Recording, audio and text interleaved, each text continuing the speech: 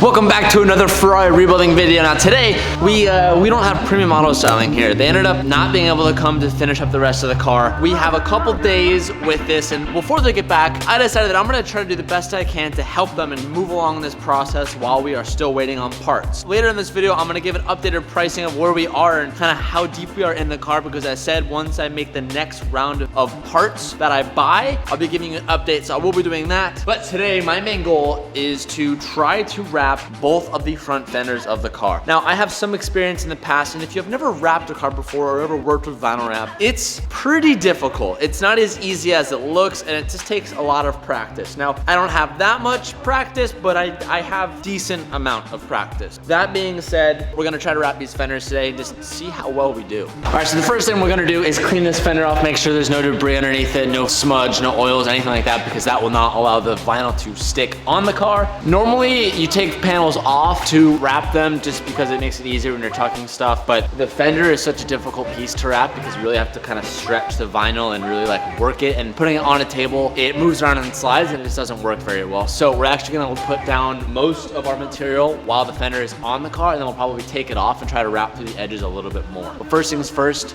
we gotta clean it.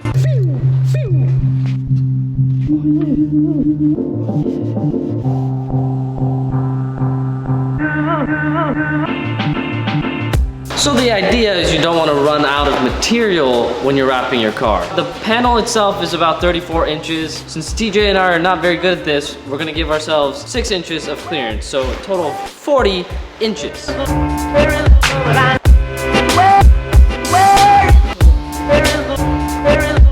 I'm your assistant. I'm following everything you're doing, so you need to lay out the plan. We're gonna hold the material and we're gonna lay it down, and our main area that we're gonna try and lay down first is the edge of this fender. Once we kind of have that down, we can cut out the excess material because that's gonna be sticking on everything and be getting in the way. And once we do that, once we get like most of the surface area down, we'll probably take it off and start wrapping the edges. I made that sound way more easier than it will probably be, but that's gonna be our goal in mind. And we also have Evan here. He has more experience than I do, so he'll probably be a little helping hand during the process, but good luck.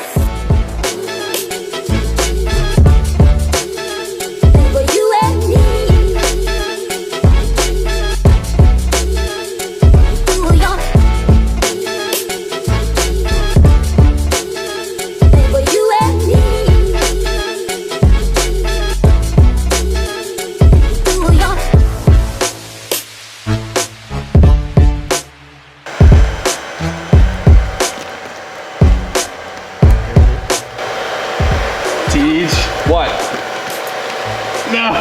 Oh, did I just cut it too short? I think so. No. It may be. No, bro, it's so skinny right there. I may have just cut that too short. I believe, dude. I believe. So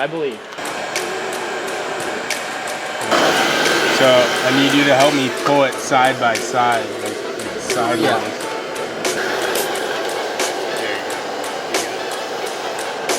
Oh, I got it. Got it? Yeah. So right now I'm going a little bit beyond the inside of the fender because when the hood lays on it, you're still gonna see this piece of red. So I'm really just kind of using my hands at this point, no tools required at all, and just like using stretch. When we use heat, what you guys saw us do is you saw us stretching the material to kind of evade the super tight spots where the material likes to like crinkle and wrap on each other. So that's what the heat's for, but you wanna try to use heat as little as possible. Heat is like your escape route. Through here, I'm just using my hands and just kind of taking my time, and what's really nice about this material is that when you have little air bubbles, you can actually pop it out with, not pop it out, you can kind of like rub it out with your fingers, and it kind of just escapes from material. So wrap's come a long way, and that's one of the big benefits of where wrap has gone now. But I'm just gonna finish this inner fender well, cut some of this material off, and we'll take the fender off and kind of wrap the edges and the corners, and we should be done with this fender.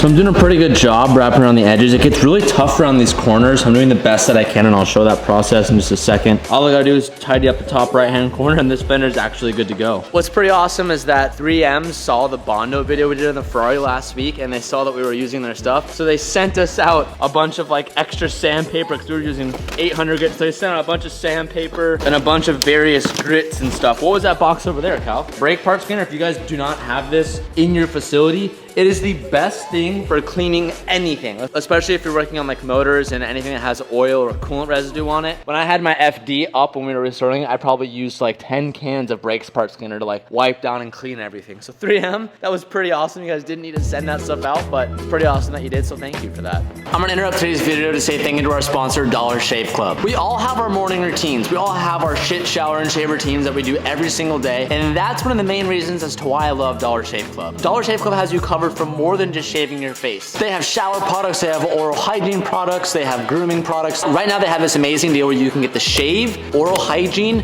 or shower starter set each for only $5. The shave starter set comes with the executive razor and a 3-ounce tube of their Dr. Carr's shave butter. The oil care starter kit comes with their weighty toothbrush and a trial-sized version of their toothpaste. The shower starter set comes with 3 trial-sized versions of their amber lavender body cleanser, citrus and Hawaiian ginger face cleanser, and the sage and black pepper shampoo.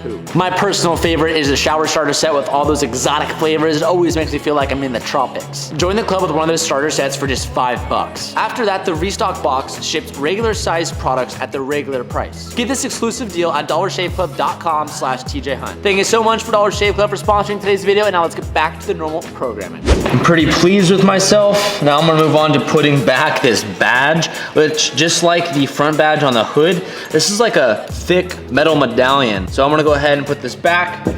I'm gonna cut the hole in the middle and just kind of tuck everything under, and we'll move on to the next fender.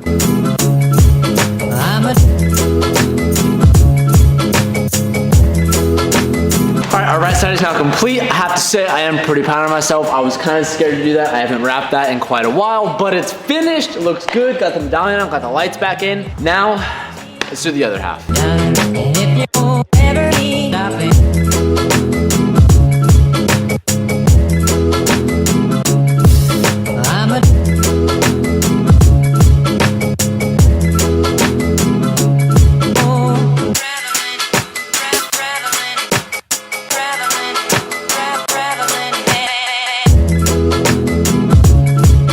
The bumper isn't bolted down at the moment, but we kind of want to throw it on there just to see how it would look. It's looking really good. I'm actually surprised that we were able to knock out both those fenders, because those are 2 pieces that probably have some of the most curviest and like hard angles on the whole entire car. I might tomorrow try to do the side skirts and potentially the top of the rear hat. These look pretty difficult, and I'm gonna deal with that little notch in there for now. I'll explain that. Oops.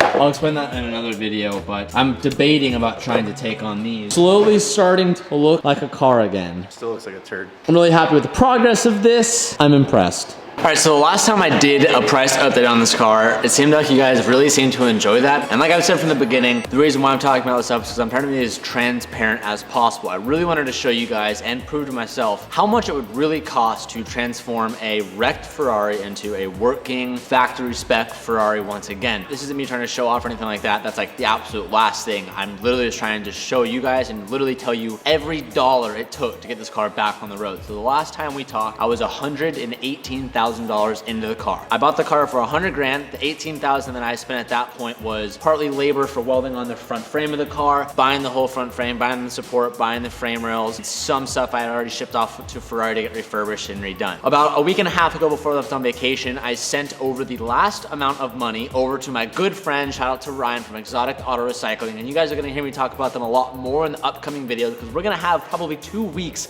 of what I hope to be daily content of piecing this Ferrari back together, because I have an aggressive timeline I'm trying to hit with this car, but we'll touch more on that later. But huge shout out to Exotic Auto Recycling. If any of you guys are trying to source exotic pieces or find little random things for anything exotics, definitely hit them up. So that's who I ordered the rest of these parts from. They have a lot of guys bringing in like crash stuff. They're a pretty good source for picking out parts. I'm briefly gonna cover some of the main stuff, and we'll go from the top all the way to the bottom. There's like a lot of like miscellaneous things that don't really seem like it's very expensive at first, but once you times it by like 40 or 50 pieces, it adds up. Starting off the top, we're adding in 2 brand new horns. Those are only $25 a piece, but just in horns, that's 50 bucks. And I'm just reading off my quote sheet that I purchased everything through, and there's a bunch of part numbers and SKUs and prices and all that stuff. The wash reservoir assembly at $175 new. Not everything I could find used. Some of the stuff is coming right from Ferrari. Also keep that in mind. I've bought 2 harnesses. I have a body harness that says here it's for the front main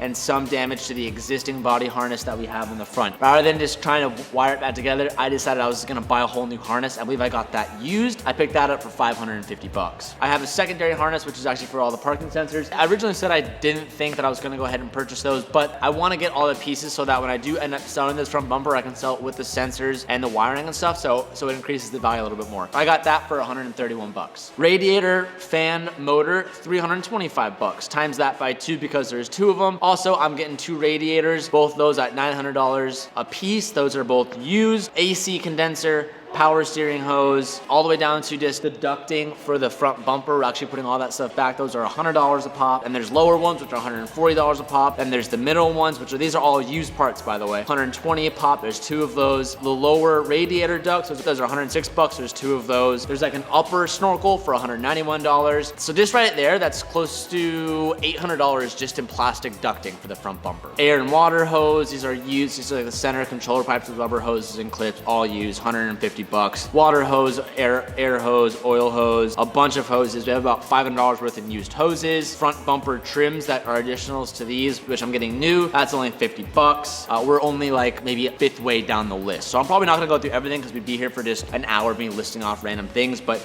so far, we're about maybe $3,000 in, and I'm about a 5th the way down this list. I wanna move to some of the bigger ticket ones. There's a bunch of miscellaneous things like brand new fender liners, $100 a piece. Lower under tray, $130.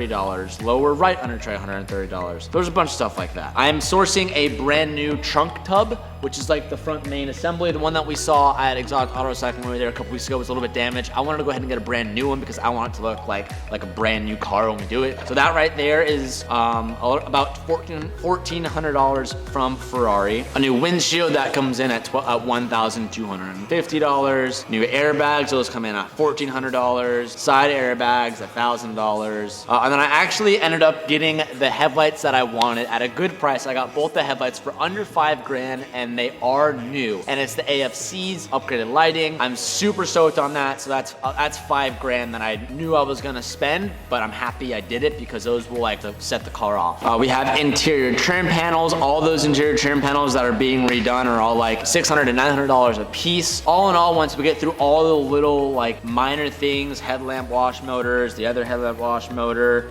miscellaneous brackets, for all those parts to get shipped here, I'm missing maybe a handful of like little minor things that we will be getting up like when we find them. Like we're still sourcing probably maybe 10 or less parts. So this is the majority of everything. The last payment I did was for $24,000. I know that sounds like a lot, but we gotta think big picture here. So when I did the math, I was originally at 118, add 24, I'm now $142,000 into this car, which is literally under what I thought it would be. I thought we'd be 145, so we're technically $3 grand under budget. But like I said, we have some stuff coming out that we're gonna need to purchase, so we're probably gonna add, you know, 3 or 4 grand more onto that. And I'm a little bit nervous that when we put everything back together, especially the wiring and stuff, as you guys saw, we have so many warning messages on the car. I guarantee I'm gonna have to go down the street to Ferrari, or maybe gonna have to pull some strings, get like a Ferrari tech to come in here and kind of help clear some of the stuff, because I know we're gonna have a bunch of codes, and I know it's in limp mode, and there's a bunch of things that need to get cleared, and that might cost us a lot of money to have someone come in here. So give or take, right now we're under budget. I'm super stoked about that. If this car had not have been crashed, this car right now had no damage to it, it would sell for around $220,000. So big profit there, but with the damage that it has to it, I imagine you could probably sell it for 190-ish, maybe under 200 grand, which means there'd be a $40,000 to $50,000 flip if we were going to sell this. So all in all, I'm super happy. I hope you guys are enjoying the build so far. More on this car to come. Literally, we're just waiting on parts right now. Some of you guys are like, I want daily videos back on the back. They're coming, I promise. I'm just waiting on the parts to come in. And when they are in, we will literally be doing videos for days on.